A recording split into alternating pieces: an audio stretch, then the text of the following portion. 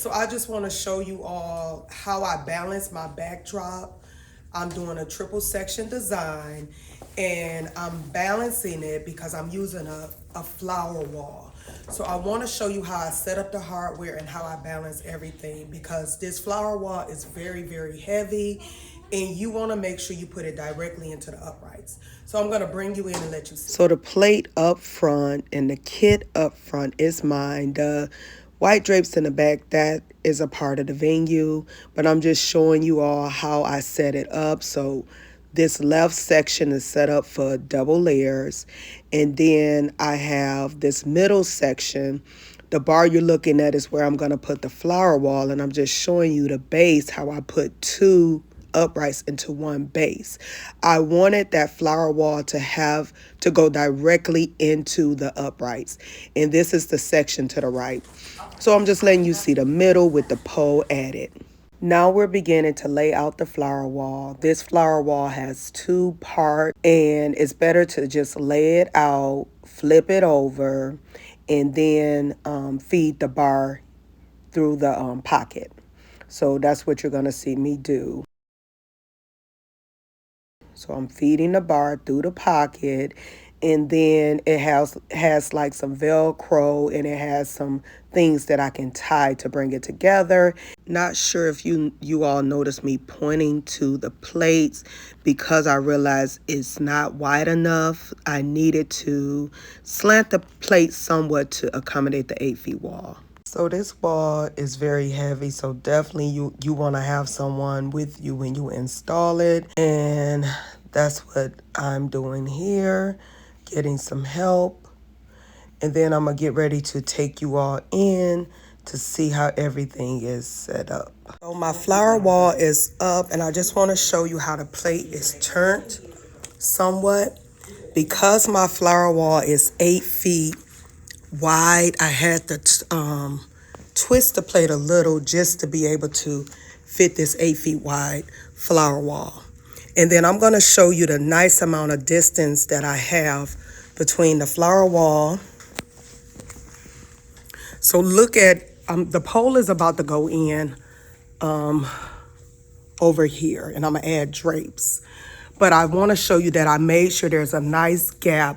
Because this flower wall is 3D or 5D, I don't want it disrupting the flow of the drapes because draping is going in front of it. So I just want to show you all how I set this up. Look at how the plate is twisted, and that allowed me to have the 8 feet wide flower wall in the center. Okay. I'm adding the crossbar, and we're adding the drapes on. So in the center, we are doing 8 of those velvet baby blue. 6 of them are going on the crossbar, and then I'm going to use 2 of them for pole covers. For the left and the right hand side, I'm using 12 and 12. So 4 are going in the back, 6 are going on the front bar, and then I'm putting pole covers around those designs.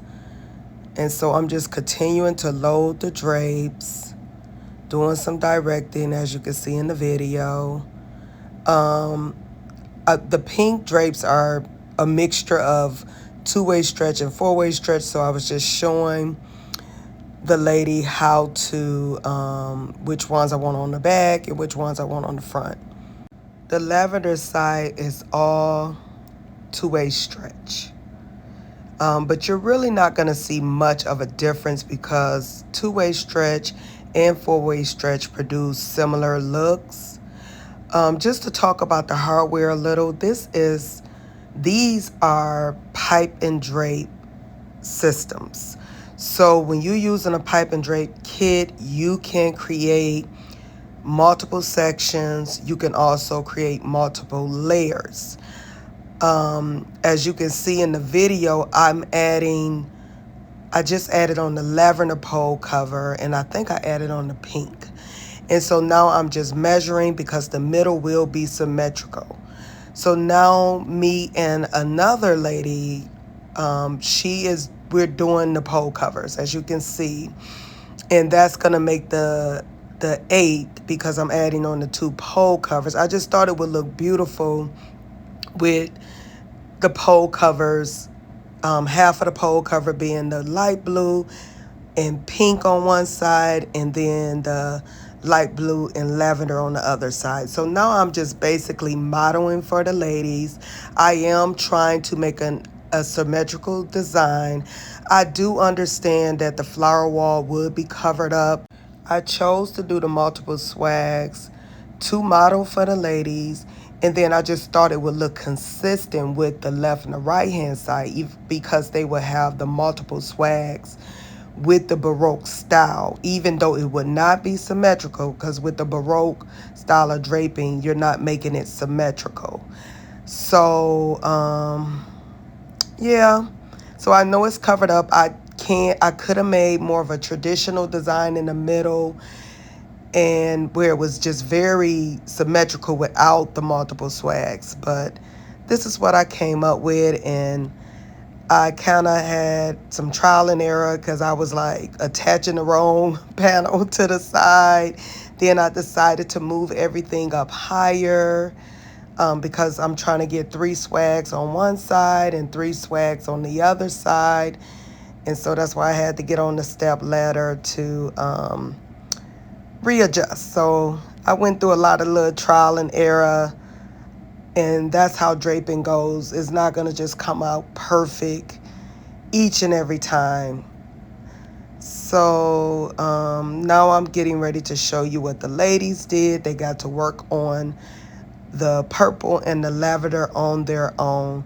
So this design was in my head, and I'm just so proud of how it turned out.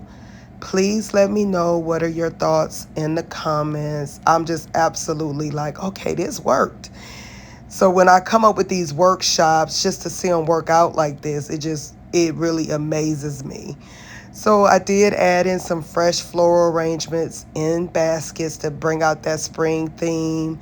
Then I got some flower pillows, as you can see. And I just thought these colors really work for spring. So I would love to hear from you all in the comments. I thank you so much for watching. Until I see you next time. Bye.